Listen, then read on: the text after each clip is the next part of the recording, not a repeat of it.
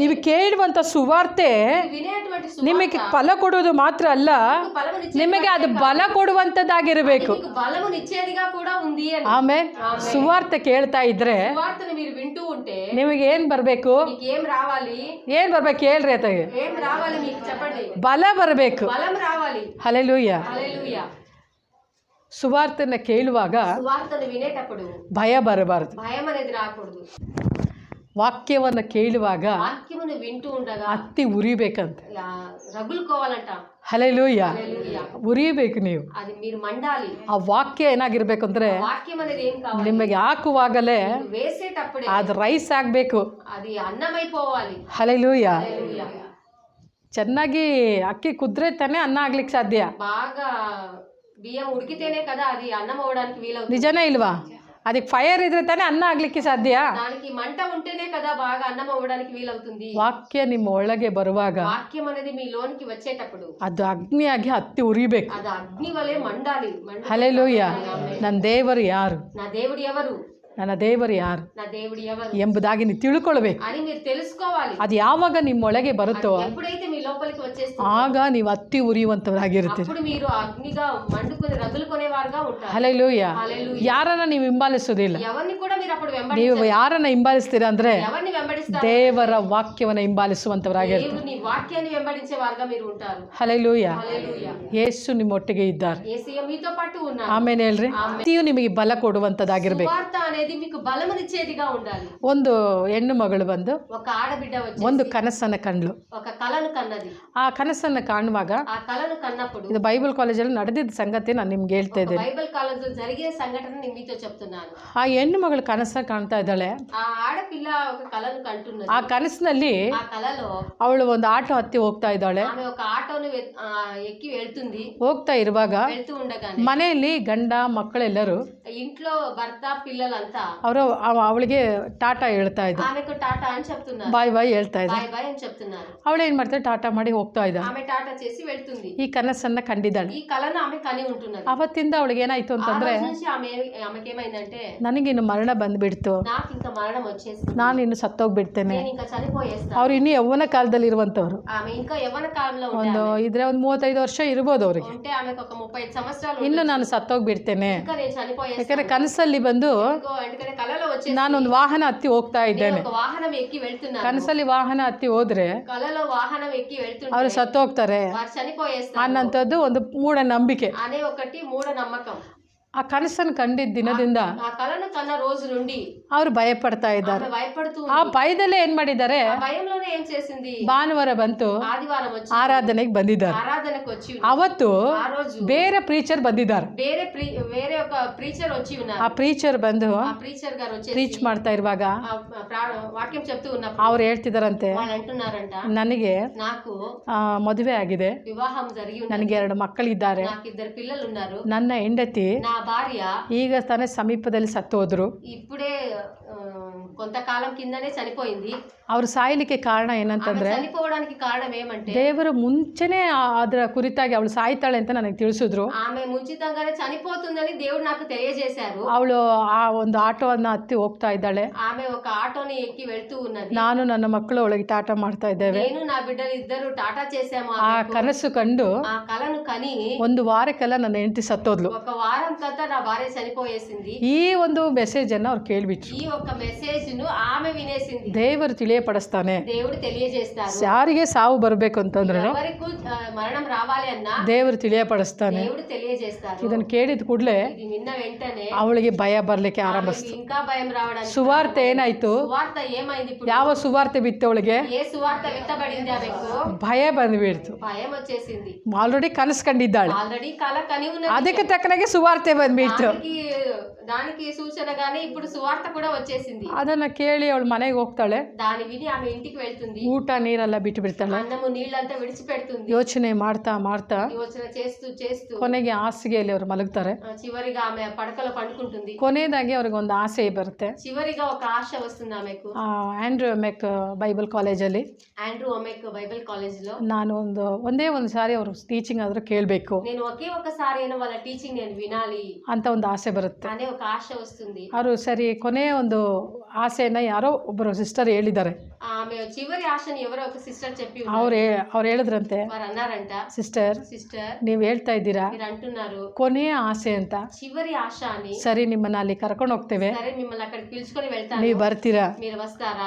ಆಗ ಅವ್ರ ಪರಿಸ್ಥಿತಿ ಹೇಗಿದೆ ಅಂತಂದ್ರೆ, అప్పుడు వాళ్ళ పరిస్థితి ఏ విధంగా, ಅವ್ರು ಎದ್ದು ಓಡಾಡ್ಲಿಕ್ಕೆ ಆಗ್ತಾ ಇಲ್ಲ. వారు లేచి నడవడానికి కూడా. ಆಗ ಅವ್ರಿಗೆ ಏನ್ ಮಾಡಿದ್ರಂತೆ, అప్పుడు వాళ్ళు ఏం చేశారు, ಒಂದು ಜೂಮ್ ಕಂಡಕ್ಟ್ ಮಾಡಿದ್ದಾರೆ. ఒక జూమ్ ప్రార్థన కండక్ట్ చేశారు. ಒಂದು ಜೂಮ್ ಮೀಟಿಂಗ್ ನಡೆಸಿದಾಗ ఒక జూమ్ మీటింగ్ నడిపించినప్పుడు ಅಲ್ಲಿಂದನೇ ಆಂಡ್ರೂ ಮೆಕ್ ಅವರು ಮಾತಾಡ್ತಾ ಇದ್ದಾರೆ. అక్కడి నుంచే ఆండ్రూ ఒమెక్ గారు మాట్లాడుతూ ఉన్నారు. ನಿಮ್ಮ ಮನಸ್ಸು ರೂಪಾಂತರ ಹೊಂದಬೇಕೆಂಬುದಾಗಿ, మనసు రూపాంతరం చెందాలి అని. ತಪ್ಪಾದ ಸುವಾರ್ತೆಯನ್ನು ಅಂಗೀಕಾರ ಮಾಡಬೇಡ್ರಿ. తప్పైన సువార్తను మీరు అంగీకరించకండి. ದೇವರು ನಿನ್ನ ಕುರಿತಾದಂತಹ ಒಳ್ಳೆ ಆಲೋಚನೆಗಳನ್ನ ಇಟ್ಟಿದ್ದಾನೆ దేవుడు మీ గురించి అయిన మంచి ఆలోచన కలిగి ఉంటున్నారు ಎಂಬುದಾಗಿ ವಾಕ್ಯಗಳನ್ನ ಕೇಳುವಾಗ అని ఒక వాక్యములని విన్నప్పుడు ಆಗಲೇ ಅವರಿಗೆ ಮನಸ್ಸಿಗೆ ಒಂದು ತೃಪ್ತಿ ಸಿಕ್ಕಿದೆ. అప్పుడే ఆమె మనసు ఒక తృప్తి అనేది కలిగింది. ಆ ವಾಕ್ಯದಲ್ಲಿದೆ, ಅವರು ದೇವಸೇವಕರೊಟ್ಟಿಗೆ ಮಾತನಾಡಿದ್ದೇನೆಂದ್ರೆ, ఆ దేవ సేవకునితో దేవుడు మాట్లాడింది ఏమంటే, ನೀನು నువ్వు ಅಲ್ಪಾಯುಷ್ಯದಲ್ಲಿ ಸಾಯುವುದು అల్పాయుష్యంగా మరణించడం ದೇವರ ಚಿತ್ತವಲ್ಲ. దేవుని చిత్తం కాదు. ಸೈತಾನನು సాతానుడు ತಪ್ಪಾದ ಕನಸುಗಳನ್ನ తప్పైన ನಿನಗೆ ಕೊಡ್ತಾನೆ, కలలను చూపిస్తాడు, ನೀನು ಅದನ್ನ ಬ್ರೇಕ್ ಮಾಡಬೇಕು ಎಂಬುದು. దాన్ని విరగొట్టాలి అని. ಹಲ್ಲೆಲೂಯಾ. హల్లెలూయా. ಆ ರೀತಿಗೆ ಹೇಳಿದ ಕೂಡಲೇ ఆ విధంగా చెప్పిన ಆ వెంటనే ಸುವಾರ್ತೆ ఆ సువార్త ಅವರಿಗೆ ಬಲ ಕೊಡ್ತು. ఆమెకు బలమునిచ్చింది. ಇದಾದ ಮೇಲೆ నా మీద ಅದಾದ ಮೇಲೆ అయిన తరువాత ಅವರು ಚೆನ್ನಾಗಿ ಪ್ರಾರ್ಥನೆಯಲ್ಲಿ ಬೆಳಿಲಿಕ್ಕೆ ಆರಂಭ ಮಾಡಿ బాగా ప్రార్థనలో ఎదగడానికి ಬೈಬಲ್ ಕಾಲೇಜ್ ಸೇರಿದ್ರು. బైబిల్ కాలేజ్ 2 ವರ್ಷ ಕೋರ್ಸ್ ಮುಗಿದ್ರು. 2 సంవత్సరాల ಕೋರ್ಸ್ ಮುಗಿದ ಮೇಲೆ కోర్స్ అయిన తర్వాత ಇವತ್ತು ಅವರು ನಮಗೆ ಟೀಚಿಂಗ್ ಮಾಡ್ತಾ ಇದ್ದಾರೆ. వారు మాకు టీచింగ్ చేస్తున్నారు. ಅವ್ರು ಹೇಳಿದಂತದ್ದು ಸಂಗತಿ ಏನಂದ್ರೆ, చెప్పిన సంగతి ನಾನು ಸತ್ತೋಗ್ತೇನೆ ಅಂತ ಅನ್ಕೊಂಡಿದ್ದೆ, చనిపోయేస్తారా అనుకున్నాను, ಆದ್ರೆ ಅದು ಇವತ್ತು ನಾನು ಜೀವಂತವಾಗಿದ್ದೇನೆ. ಇವತ್ತು ನಾನು ಜೀವಂತವಾಗಿದ್ದೇನೆ ಅಂತಂದ್ರೆ జీవితంగా నేను ఉన్నాను. ಅದಕ್ಕೆ ಆಧಾರ ಯಾವುದು ಅಂತಂದ್ರೆ ದೇವರ ವಾಕ್ಯನೇ. ಸತ್ಯವನ್ನ ನಂಬಿರಿ, ಸತ್ಯ ನಿಮ್ಮನ್ನು ಬಿಡುಗಡೆ ಮಾಡುವುದು. ಆ ಸತ್ಯನೇ ನನ್ನ ಬಿಡುಗಡೆ ಮಾಡಿದೆ. సత్యమే నన్ను విడుదల చేసింది. ಹಲ್ಲೆಲೂಯಾ.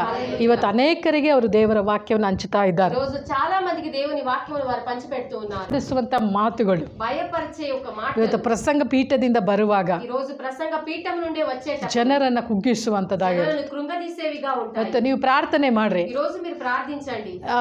ಶನಿವಾರ ನಿಮ್ಮ ಸಮಯವನ್ನು ತೆಗೆದುಕೊಂಡು ನೀವು ಪ್ರಾರ್ಥನೆ ಮಾಡಿ. శనివారం మీ ఒక సమయం తీసుకొని మీరు ప్రార్థన. ದೇವರೇ, ಎಲ್ಲೆಲ್ಲಿ ಆಲಯವನ್ನು ತೆರೆದು ಆರಾಧಿಸುತ್ತಾರೋ, దేవా ఎక్కడంతా ఆలయాలను తెరిచి ఆరాధిస్తూ ఉంటారో ಅಲ್ಲಿ ಪ್ರಸಂಗಿಸುವಂತ ಪ್ರತಿ ಪ್ರಸಂಗಪದ ಪೀಠದಲ್ಲಿ ಸ್ವಾಮಿ అక్కడ ప్రసంగించే ప్రతి ప్రసంగపు పీఠం మీద ವಿಶ್ವಾಸಿಗಳನ್ನ ಬಲಪಡಿಸುವಂತ, విశ్వాసులను బలపరిచేటువంటి, ವಿಶ್ವಾಸಿಗಳಿಗೆ ಒಂದು ಉತ್ತೇಜನ ಪಡಿಸುವಂತ, విశ్వాసులను ఉత్తేజపరిచే, ವಿಶ್ವಾಸಿಗಳನ್ನ ಧೈರ್ಯಪಡಿಸುವಂತ విశ్వాసులను ధైర్యపరిచేటువంటి ಮಾತುಗಳು ಅವರ ಬಾಯಿಂದ ಹೊರಟು ಬರಲಿ ಎಂಬುದಾಗಿ ನೀವು ಪ್ರಾರ್ಥನೆ ಮಾಡಿ. వారి నుండి బయలుదేరును గాక అని మీరు ప్రార్థించండి. ಹಲ್ಲೆಲೂಯಾ. హల్లెలూయా. ನೀವು ಪ್ರಾರ್ಥನೆ ಮಾಡಿದ್ರೆ మీరు ప్రార్థిస్తే ಖಂಡಿತವಾಗಲೂ ఖచ్చితంగా ಕರ್ತನು ಪ್ರತಿಯೊಂದು ಸೇವಕರನ್ನು ಅವರು ಕರ್ತನು ಮುಟ್ಟುವಾತನಾಗಿದ್ದಾನೆ. ప్రతి ఒక్క సేవకులను ప్రభు ముట్టే దేవుడై ఉంటున్నాడు. ಹಲ್ಲೆಲೂಯಾ. ಚರ್ಚಿಗೆ ಬರೋದು ಯಾಕೆ? మందిరానికి వచ్చేది ఎందుకు? ಚರ್ಚಿಗೆ ಬರೋದು ಯಾಕೆ? మందిరానికి వచ్చేది ನಮಗೆ ಸಮಾಧಾನ ಸಿಗ್ಬೇಕು, మాకు సమాధానం ಒಂದು దొరకాలి, ಆದರಣೆ ಸಿಗ್ಬೇಕು, ఆదరణ మాకు దొరకాలి, ಧೈರ್ಯ ಸಿಗ್ಬೇಕು ಅಂತಾನೆ ಬರೋದು. దొరకాలి అనే వస్తువు. ಆದ್ರೆ అయితే ಈ ಸ್ಥಳದಲ್ಲಿಯೇ ఈ స్థలములో ನಿಮ್ಮನ್ನ ಅಧೈರ್ಯಪಡಿಸುವಂತ ಮಾತುಗಳು ಬಂದ್ರೆ మిమ్మల్ని అధైర్యపరిచేటువంటి మాటలు వస్తే ನೀವು ಎಲ್ಲಿ ಧೈರ್ಯ ಹೊಂದಲಿಕ್ಕೆ ಸಾಧ್ಯ? ఎక్కడ ధైర్యపరచబడతారు? ಹಲ್ಲೆಲೂಯಾ. ಇವತ್ತು ಅನೇಕ ಆಲಯಗಳಲ್ಲಿ రోజు చాలా మందిరాలలో ಅಧೈರ್ಯಪಡಿಸುವಂತ ಮಾತುಗಳು, అధైర్యపరిచేటువంటి మాటలు, ಒಬ್ಬರನ್ನು ಚುಚ್ಚಿ ಹೇಳುವಂತ ಮಾತುಗಳು, ఒకరిని గుచ్చి చెప్పేటువంటి ವಿಶ್ವಾಸಿಗಳನ್ನೇ ಟಾರ್ಗೆಟ್ ಮಾಡಿ ಮಾತನಾಡುವಂತ, విశ్వాసులని టార్గెట్ చేసి మాట్లాడే మాటలు. ಇವತ್ತು ಸತ್ಯವನ್ನ ಬೋಧಿಸದೆ ఈ రోజు సత్యాన్ని బోధించకుండా ವಿಶ್ವಾಸಿಗಳನ್ನೇ ಟಾರ್ಗೆಟ್ ಮಾಡಿ ಬೋಧಿಸುವಂತ విశ్వాసులని టార్గెట్ చేసి బోధించే ಬೋಧನೆಗಳು ನಿಲ್ಲಲ್ಪಡಬೇಕು. బోధనలన్నీ నిలబడి ದೇವರ ಅವರ ಸಂಗಡ ಮಾತನಾಡಬೇಕು. దేవుడు వారితో పాటు మాట్లాడాలి. ಅದಕ್ಕೋಸ್ಕರವಾಗಿ ನೀವು ಪ್ರಾರ್ಥನೆ ಮಾಡಿ. దాని కొరకు మీరు అందరూ ప్రార్థించండి. ಯಾಕಂದ್ರೆ ಸುವಾರ್ತೆಯು ಅವರಿಗೆ ಬಲವಾಗಿರಬೇಕು. ఎందుకంటే సువార్త వాళ్ళందరినీ బలపరచాలి. ಆಮೇಲೆ ಹೇಳ್ರಿ ಹಲ್ಲೆಲೂಯಾ. ಸುವಾರ್ತೆ ಬಲ ಕೊಡದೆ ಹೋದ್ರೆ సువార్త బలపరచకపోతే ಮನುಷ್ಯರು ಬದುಕಲಿಕ್ಕೆ ಸಾಧ್ಯವಿಲ್ಲ. మనుషులు జీవించడానికి సాధ్యం లేదు. ಸುವಾರ್ತೆ ಬಲ ಕೊಟ್ರೇನೆ ಮನುಷ್ಯ ಜೀವಿಸಲಿಕ್ಕೆ ಸಾಧ್ಯ. సువార్త బలమునిస్తేనే మనుషులు ಆಲಯಕ್ಕೆ ಬರುವಂತ ಮಕ್ಕಳು మందిరానికి వచ్చే బిడ్డలు ಎಲ್ಲರೂ ಒಂದೊಂದು ಪರಿಸ್ಥಿತಿಯಲ್ಲಿ ಬಂದಿರ್ತಾರೆ. అందరూ ఒక్కొక్క పరిస్థితులలో వచ్చి ఉంటారు. ಎಷ್ಟೋ ಹೀನಾಯವಾದಂತ ಪರಿಸ್ಥಿತಿಯಲ್ಲಿ ಬಂದಿರ್ತಾರೆ. ఎంతో హీనాయమైన పరిస్థితుల నుండి వచ్చి ಆ ಸಮಯದಲ್ಲಿ ಅವ್ರಿಗೆ ಆದರಣೆ ಬೇಕಾಗಿದೆ. ఆ సమయంలో వాళ్ళకు ఆదరణ అనేది కావాల్సి ఉంది. ಇಲ್ಲಿ ಆದರಣೆ ಸಿಕ್ಕದಲ್ಲೇ ಹೋದ್ರೆ ఇక్కడ ఆదరణ అనేది దొరకకపోతే ಹೊರಗೆ ಆಧರಿಸೋರು ಯಾರು ಇರ್ತಾರೆ? ಅವ್ರಿಗೆ బయట వారిని ఆదరించే వారు ఎవరుంటారు? ಹಲ್ಲೆಲೂಯಾ. హల్లెలూయా. ಕೆಲವೊಂದನ್ನು ನಾವು ಅನುಭವಿಸಿದ್ದೆ. కొన్నిటిని మనం అనుభవించి ఉన్నాం. ನಮ್ಮ ಕುಟುಂಬದಲ್ಲಿ ನಾವು ಅನುಭವಿಸಿದ್ದೆ. మా కుటుంబంలో మేము అనుభవించి ఉన్నాం. ನಾವು ಚಿಕ್ಕದ್ರಲ್ಲಿ ಇದ್ದಾಗ మేము చిన్నప్పట్లో ఉన్నప్పుడు ನಾವು ಆಲಯಕ್ಕೆ ಹೋಗ್ತಾ ಇದ್ವಿ. మేము మందిరానికి వెళ్తూ ఉండేవారం. ಅಲ್ಲಿ ಬರುವಂತ ಮಾತುಗಳೆಲ್ಲವೂ అక్కడ వచ్చేటువంటి మాటలన్నీ ಕಠಿಣವಾಗಿರ್ತಿತ್ತು. కఠినంగానే ఉండేవి. ಕೆಲವೊಂದು ಸಾರಿ కొన్నిసార్లు ನಮಗೆ ಬಹಳ ಬೇಸರಿಕೆ ಆಗ್ತಾ ಇತ್ತು. మాకు చాలా బేజారు కలిగేది. ಆ ವಾಕ್ಯ ನಮಗಾಗಿಯೇ ಇರ್ತಿತ್ತು. ఆ వాక్యం మా కొరకనే ఉండేది. ಮನೆಯಿಂದ ಉಪವಾಸ ಇದ್ದು ಹೋಗ್ತಾ ಇದ್ವಿ. ఇంటి నుండి ఉపవాసం ఉండి వెళ్ళేవారం. ಎಸ್ತರ್ಗಿಂತ ನಾನು ಚಿಕ್ಕ ವಯಸ್ಸಿನಲ್ಲಿ ಇರುವಾಗಲೇ ఎస్తేర్ కన్నా చిన్న వయసులో ఉన్నప్పుడు ಶುಕ್ರವಾರ ನಾನು ಫಾಸ್ಟಿಂಗ್ ಇರ್ತಿದ್ದೆ. శుక్రవారం నేను ఉపవాసం ఉండేదాన్ని. ಶುಕ್ರವಾರ ಶನಿವಾರ ಫಾಸ್ಟಿಂಗ್. శుక్రవారము శనివారము 2 రోజులు ఫాస్టింగ్. ಭಾನುವಾರ ಚರ್ಚ್ ಮುಗಿಸ್ಕೊಂಡು ಬಂದೇ ನಾನು ಊಟ ಮಾಡ್ತಾ ಇದ್ದೀನಿ. ఆదివారం వచ్చేసి చర్చ్ అయిపోయిన తర్వాతనే వచ్చి మేము తినేవారం. 3 ದಿನ ಫಾಸ್ಟಿಂಗ್ ಇರ್ತಿದ್ದೆ. 3 రోజులు ఫాస్టింగ్ ఉండేవారము. ಅಲ್ಲಿವರೆಗೂ ದೇವರು ನನಗೆ ಶಕ್ತಿ ಕೊಟ್ಟರು. అప్పటి వరకు దేవుడు శక్తి ఇచ్చారు. ಆದ್ರೆ ನಮಗೆ ಗೊತ್ತಿಲ್ಲ ಸತ್ಯ. అయితే సత్యం అనేది మాకు తెలియదు. ಅಲ್ಲಿ ಆಲಯದಲ್ಲಿ ನಾನು ಏನಾದ್ರೂ ಹೊಂದಿಕೊಳ್ಬೇಕು. ఆ ఆలయంలో నేను ఏమైనా పొందుకోవాలి. ಆ ದಾಹದೊಟ್ಟಿಗೆ ನಾವು ಅಲ್ಲಿ ಹೋಗ್ತಾ ಇದ್ವಿ. ఆ దాహముతో మేము అక్కడికి వెళ్తూ ఉండేవారం. ಆ ದಿನಗಳಲ್ಲಿ ఆ రోజులలో ನಮಗೆ ಧೈರ್ಯಪಡಿಸುವಂತ ಯಾವ ಮಾತುಗಳು ಇರಲಿಲ್ಲ. మమ్మల్ని ధైర్యపరిచే ఏ మాటలు కూడా అక్కడ లేవు. ಒಂದ್ಸಾರಿ ನಮ್ಮ ತಾಯಿ ಸಾಯುವಂತ ದಿನಗಳಲ್ಲಿ, ఒకసారి మా తల్లి చనిపోయేటువంటి రోజులలో, ಕೆಲವು ದಿನಗಳ ಹಿಂದೆ కొన్ని రోజుల కింద ನನ್ನೊಟ್ಟಿಗೆ ಅವರು ಮಾತಾಡಿದ ಒಂದು ವಿಷಯ, నాతో పాటు ఆమె మాట్లాడిన విషయం, ಶೈಲ ಯಾರು ನನ್ನನ್ನು ಧೈರ್ಯ ಪಡಿಸ್ತಾ ಇಲ್ಲ, ఎవరు నన్ను ధైర్యపరచడం లేదు, ಯಾರು ನನಗೆ ಧೈರ್ಯ ಪಡಿಸುವಂತ ಮಾತುಗಳನ್ನ ಹೇಳ್ತಾ ಇಲ್ಲ, ఎవరు నన్ను ధైర్యపరిచేటువంటి మాటలు చెప్పడం లేదు, ನೀವೂ ಸಹ మీరు కూడా ನನಗೆ ವಿರುದ್ಧವಾಗಿ ಮಾತಾಡಬಾರದು, నాకు విరుద్ధంగా మాట్లాడకూడదు. ನಮ್ಮ ತಾಯಿ ಹೇಳಿದಂತ ಮಾತು, మా తల్లి చెప్పిన, ನೀವು ನನ್ನ ಮನಸ್ಸು ನೋಯಿಸಬೇಡ್ರಿ, మీరు నా మనసు నొప్పించకండి, ನಿಮ್ಮಿಂದ ನಾನು ಒಳ್ಳೆ ಮಾತುಗಳನ್ನು ಅಪೇಕ್ಷಿಸ್ತಾ ಇದ್ದೇನೆ, మీ నుండి మంచి మాటలు నేను అపేక్షిస్తూ ఉన్నాను. ಆ ಪರಿಸ್ಥಿತಿಯಲ್ಲಿ అయితే ఆ పరిస్థితులలో ನಮ್ಮ ತಾಯಿ ಸಭೆಗೆ ಹೋಗೋರು, నా తల్లి సంఘానికి వెళ్తుండే, ತುಂಬಾ ಅಳ್ತಾ ಪ್ರಾರ್ಥನೆ ಮಾಡೋರು, ఏడుస్తూ ఆమె ప్రార్థిస్తూ ఉండేది. ನಮ್ಮ ತಾಯಿಗೆ ಒಂದೇ ಆಸೆ ಇತ್ತು, నా తల్లికి ఒకే ದೇವ್ರು ಇವತ್ತೇನಾದ್ರೂ ನನ್ನ ಸಂಗಡ ಮಾತಾಡ್ತಾರ, దేవుడు నాతో ఈ రోజు ఏమైనా ಆ మాట్లాడతారా, ಮಾತ ಮೂಲಕಾದ್ರೂ ನಾನು ಧೈರ್ಯಗೊಳ್ಬೇಕು, మాటల ద్వారా నేను ಆ ధైర్యపరచబడాలి, ಮಾತಿನ ಮುಖಾಂತರ ನಾನು ಮೇಲಕ್ಕೆ ಎದ್ದೇಳ್ಬೇಕು, మాటల ద్వారా నేను పైకి లేవబడాలి ಅವ್ರಿಗೆ ಆಸೆ ಇತ್ತು. అనే ఒక ఆశ ఆమె. ಆದ್ರೆ ಆಲಯಕ್ಕೆ ಹೋಗುವಾಗ అయితే మందిరానికి వెళ్ళినప్పుడు ಆಲಯದಲ್ಲಿ ఆలయంలో ಬರುವಂತ ಒಂದೊಂದು ಸುವಾರ್ತೆ వచ్చేటువంటి ఒక్కొక్క సువార్త కూడా ಹೇಗೆ ಇರ್ತಿತ್ತು ಅಂತಂದ್ರೆ ఏ విధంగా ఉండేది, ಅವ್ರನ್ನ ಕುಗ್ಗಿಸುವ ಹಾಗೆ ಇರ್ತಿತ್ತು. వాళ్ళ కృంగదీసేవిగానే ఉండేది. ನೀನ್ ಪಾಪ ಮಾಡಿದೀಯ, పాపం చేసి ನೀನ್ ఉన్నావు, ತಪ್ಪು ಮಾಡಿದೀಯ, తప్పు చేసి ఉన్నావు, ಪಾಪ ಮಾಡುವನು పాపము చేసేవాడు ಸಾಯುವನು, చనిపోయేస్తాడు, ಪಾಪ ಮಾಡುವನು పాపం చేసే ಸಾಯುವನು, చనిపోయేస్తాడు, ಅದೇ ಶಿಕ್ಷೆ, అదే శిక్ష, ಪಾಪದ ಸಂಬಳ పాపం ఇచ్చే ಮರಣ, మరణము. ಅದೇ ಹೇಳ್ತಾ ಇದ್ರೆ అదే చెప్తూ ఉంటే ಅವ್ರ ಮನಸ್ಸಿಗೆ ಬಹಳ ವೇದನೆ ಆಗ್ಬಿಡ್ತು. వారి మనసుకు చాలా వేదన కలిగి ఉంటుంది. ಹೌದು, అవును, ಪಾಪ ಮಾಡಿದವನು పాపం చేసిన వాడు ಸಾಯಲೇಬೇಕು, చనిపోవాల్సినదే. ಅದು ಬಿಟ್ರೆ ನನಗೆ ಬೇರೆ ಆಧಾರ ಇಲ್ಲ, అది విడిచిపెడితే వేరే ఆధారం అనేది లేదు, ಇನ್ನೊಂದು ಜೀವನ ಇಲ್ಲ. ఇంకొక జీవితం అనేది లేదు. ಯಾಕಂದ್ರೆ ದೇವರ ವಾಕ್ಯದಲ್ಲಿ ಬರೆದು ಬಿಟ್ಟಿದ್ದಾರೆ, ఇక్కడ దేవుని వాక్యంలో రాసేసి ఉన్నాడు, ಪಾಪವು ಕೊಡುವ ಸಂಬಳ ಮರಣ. పాపము ఇచ్చే జీతము మరణం. ಸೇವಕರೊಟ್ಟಿಗೆ ದೇವ್ರು ಮಾತಾಡ್ತಿದಾರಲ್ಲ, సేవకులతో దేవుడు మాట్లాడుతున్నాడు కదా, ಅದು ಅವ್ರು ಒಳಗೆ ಆಳವಾಗಿ ಬಂದ್ಬಿಡ್ತು. అది వారి లోతుగా వారి లోపలికి వచ్చేసింది. ಅದಾದ ಮೇಲೆ ಅದೈನ తర్వాత ಅವರು ಸತ್ತೇ ಹೋಗ್ಬಿಟ್ರು, వాళ్ళు చనిపోయేశారు. ಹಲ್ಲೆಲೂಯಾ. హల్లెలూయా. ಇವತ್ತು ನಾನು ತುಂಬಾ ಅನ್ಕೊಳ್ತಾ ಇರ್ತೇನೆ, ఈ రోజు నేను చాలా అనుకుంటూ ఉంటాను, ನಮ್ಮ ತಾಯಿಗೆ మా తల్లికి ಈ ರೀತಿಯಾದಂತ ಒಂದು ಸುವಾರ್ತೆ ಮುಟ್ಟಿದ್ರೆ ఈ విధంగా ఒక సువార్త అంది ఉంటే ಅವರು ಬದುಕ್ತಾ ಇದ್ರು. వారు జీవిస్తూ ఉండేవారు. ಹಲ್ಲೆಲೂಯಾ. హల్లెలూయా. ಸುವಾರ್ತೆ ಅವರಿಗೆ ಬಲ ಕೊಡ್ಲಿಲ್ಲ, సువార్త వాళ్ళకి బలమునివ్వలేదు. ಸುವಾರ್ತೆ ಅವರನ್ನ ಬಲಹೀನ ಫುಲ್ಪೀಟಿಂದ ಬರುವಂತ ಸುವಾರ್ತೆ ಅವರಿಗೆ ಬಲಹೀನವಾಗಿ ಮಾಡಿಸ್ತು. నుంచి వచ్చినటువంటి సువార్త ఆమెను బలహీనులుగా చేసేసింది. హల్లెలూయా.